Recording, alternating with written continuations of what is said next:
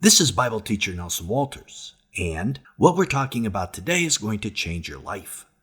Why so many protesting against Israel is a big problem for Christians. Why it's a monster problem. And if you don't know why it will be a problem, you need to listen to this entire teaching. We have all seen the news footage of hundreds of thousands taking to the streets in the Middle East, Australia, Europe, Canada, USA, all over the world. The streets are full of protesters chanting from the river to the sea, meaning that they want Israel eliminated as a nation so the Palestinians can own all the land, from the Jordan River to the Mediterranean Sea.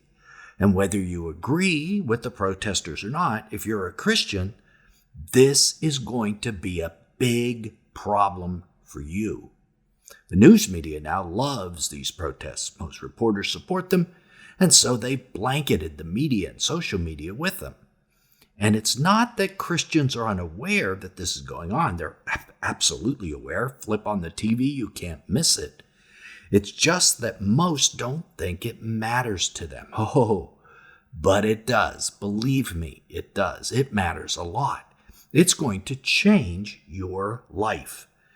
And we're going to explain why today, what it means to you, and what you should be doing about it right now, because one day soon, it's going to be too late to prepare yourself. And this issue has been dividing Christians as well. I'm convinced that a large portion of our followers are supporting these protests. Many may even have attended a few. So if you're one of these, right now you're probably asking me, do you think these protests should be illegal? Well, of course not. Of course I don't.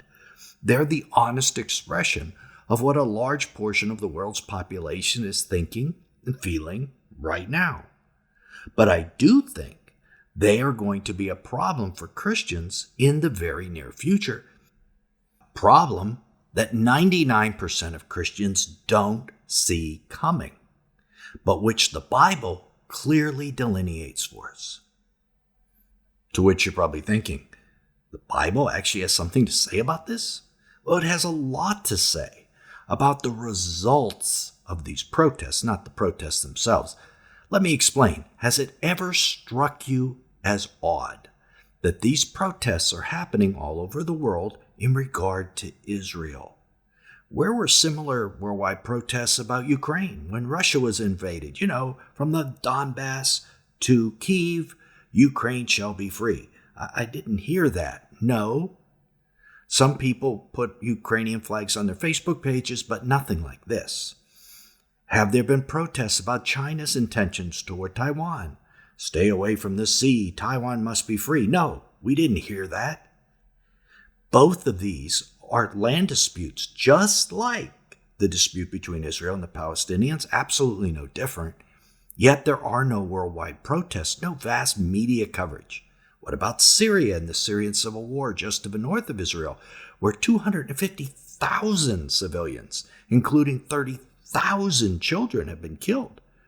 Where were the protests about this, with death tolls that are 20 times as high as those in the Israel area? But there were no protests, none at all. So why are there protests about Israel? I think you know the answer. It's because it involves the Jews.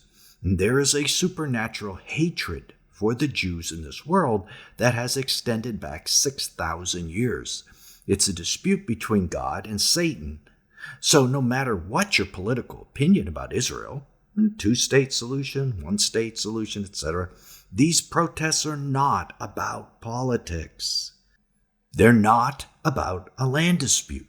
They're about a God dispute. They're about Satan's chess game that he's been playing with God ever since the Garden of Eden.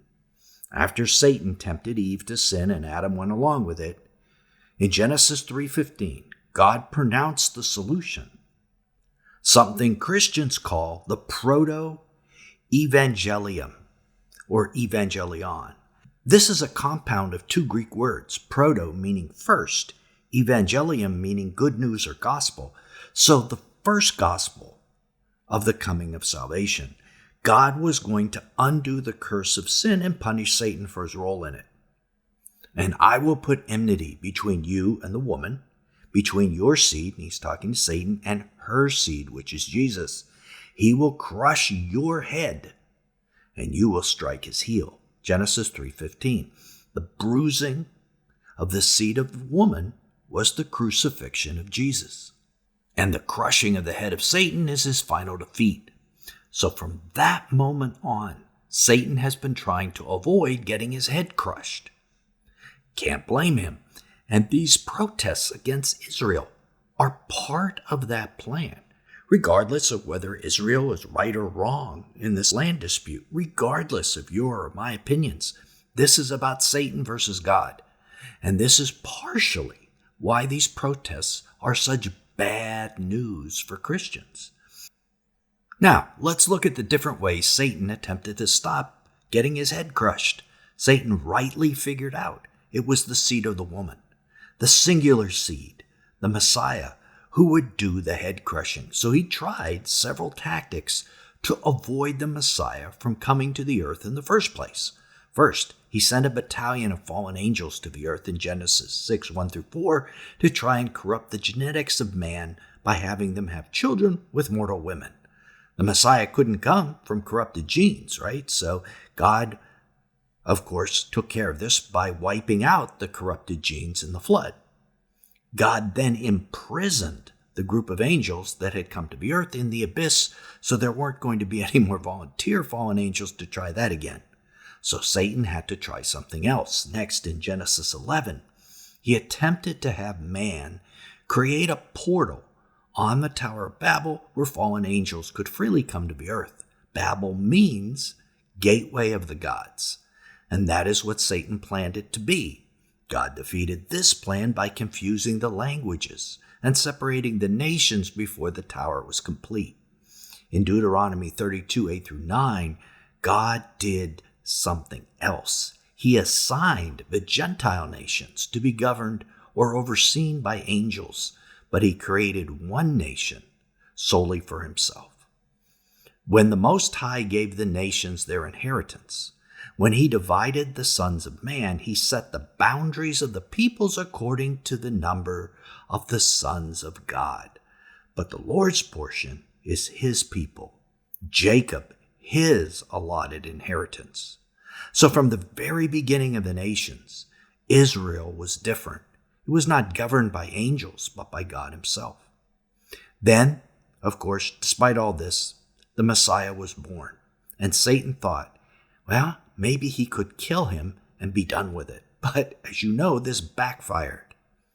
And having disarmed the powers and authorities, and those are the fallen angels, he made a public spectacle of them, triumphing over them by the cross. Colossians 2:15. Jesus won the dominion of the world back from Satan on the cross. But he said something at that time in Matthew 23:38-39 that Satan did not forget.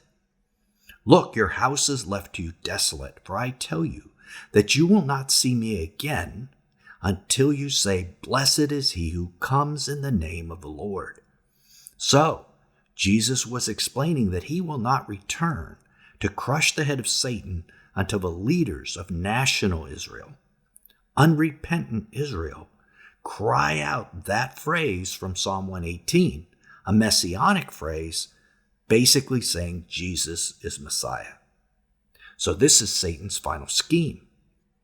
If he can eliminate national, unrepentant Israel, then they cannot cry out this phrase. And if they can't cry it out, Jesus cannot return.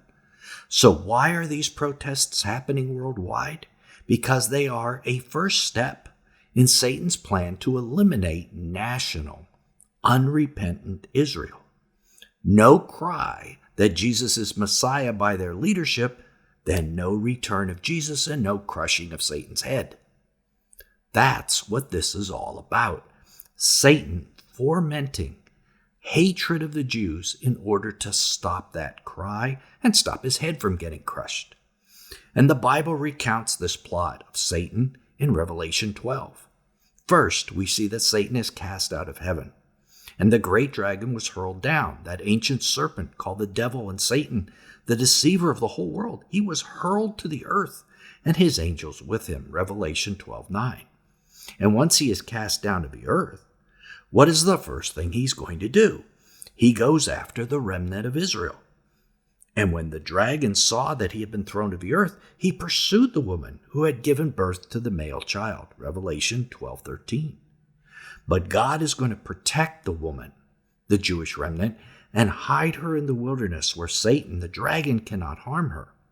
But the woman was given 2 wings of a great eagle to fly from the presence of the serpent to her place in the wilderness, where she was nourished for a time, and times, and half a time. Revelation 12:14. Frustrated by this and angry, Satan is going to turn his attention to Christians. And the dragon was enraged at the woman and went to make war with the rest of her children, who keep the commandments of God and hold to the testimony of Jesus. Revelation 12:17. So these are Christians. So all this hatred of the Jewish people, all these protests are going to be turned from the Jews toward Christians. That's why this is such a big problem for believers. What we're seeing now is primarily a hatred of God that is being expressed toward the Jews, that is going to be turned around and turned on you and me in the relatively near future. That hatred of God is going to be expressed toward us. It is not primarily a political thing. If it were, there would have been protests against Syria, Russia, China. Israel is in the bullseye because of the role they will play in God's end-time plans, not because they're righteous, because they're the ones that will call Jesus back to the earth. Let me say that again because it's very important. What we see in these protests is primarily a hatred of God caused by Satan and expressed by being aimed at the Jews currently. That is why even Jews in other nations who have nothing to do with Israel are being attacked and even killed. But this hatred of God is going to refocus in the very near future, after God protects the remnant, into a hatred of believers. So we need to be ready for this. It's coming, folks. And when it does, the first effect will be a vast apostasy, a great falling away from the faith. In 2 Thessalonians 2, verse 3, the Apostle Paul told us that before the return of Jesus and the rapture, the apostasy would come first. And if you doubt this will happen, think about what happened with COVID. Church attendance has dropped 13% since then, primarily due to simply breaking the habit a lot of people had of going to church. Imagine when the heat is turned up and persecution actually begins. In Matthew 25, verses 1 through 13, Jesus tells us of those looking forward to his return. He calls them virgins, but only half of them will be able to keep their lamps lit when the heat gets turned up. Or in other words, maintain their testimony. Why? Because of persecution. In Matthew 24, 9 through 10, Jesus describes what happens in those days. Then they will deliver you over to be persecuted and killed, and you will be hated by all nations because of my name. Matthew 24, 9. All nations will hate Christians, and all nations will persecute and kill them. Only a percentage are going to hold on to their faith through this. Those who fall away are even going to join the nations and betray their former churchgoers. At that time, many will fall away and will betray and hate one another. Matthew 24:10. So that is what the future is going to look like, folks. The protests against Israel that you see today will soon be protests against believers. And the persecution against Jews today will increase and then be turned against us as well. So, how do you get ready for something like that? Well, first, realize this is something that takes place in a certain order. Jews are persecuted first, then Christians. So the first step in preparation is to get ready to help the Jews deal with what is only going to intensify from this place. Jesus has every expectation of us helping the Jews during their time of crisis. In Matthew 25, at the sheep and goat judgment, Jesus informs those who enter his kingdom why they are accepted and others are rejected. Now, granted, these things are going to take place during the tribulation. We know that. But isn't it logical that Jesus will reward these same type of acts done prior to the tribulation? Let's look at Matthew 25, 35 through 40. For I was hungry, and you gave me something to eat. I was thirsty, and you gave me something to drink. I was a stranger, and you invited me in. Naked, and you clothed me. I was sick, and you visited me. I was in prison, and you came to me. Then the righteous will answer him, Lord, when did we see you hungry and feed you, or thirsty and give you something to drink? And when did we see you as a stranger and invite you in, or naked and clothe you? And when did we see you sick or in prison and come to you? And the king will answer and say to them, Truly I say to you, to the extent that you did it for one of the least of these, my brothers or sisters of mine, you did it for me. The key to this passage is to the extent that you did it for one of the least of these, my brothers. Who are Jesus' brothers other than the Jews? Jesus was a Jew. So Jesus is expecting us to protect, feed, clothe, visit them. I was doing visitations at our local jail today and thought about this very passage. And it convicted me. Why aren't I specifically visiting Jews as well as those who want a Christian chaplain? We should begin to think about all these things right now. If we want to provide and protect Jews as persecution rises, the way Jesus wants us to, the first step is to get to know them. Have you made contacts in your community? If not, now is the time before Jesus divides the sheep and the goats. They need us now and will really, really need us soon. Of course, after serving the Jews, the next step is to consider your own family and how persecution will affect you. Jesus said you will be hated by all nations. Notice that, all nations. There won't be any country that is a safe haven. Being mentally prepared for this kind of thing is the biggest step. Pray for the Holy Spirit's leading on whether you should hide or confront the evil head on. Confront the evil head on, you say? Really? Click right here to keep watching and discover what Scripture has to say about whether a Christian should hide in the mountains or face persecution in the end times. Till then, this is Nelson, and I'll see you in that very convicting teaching.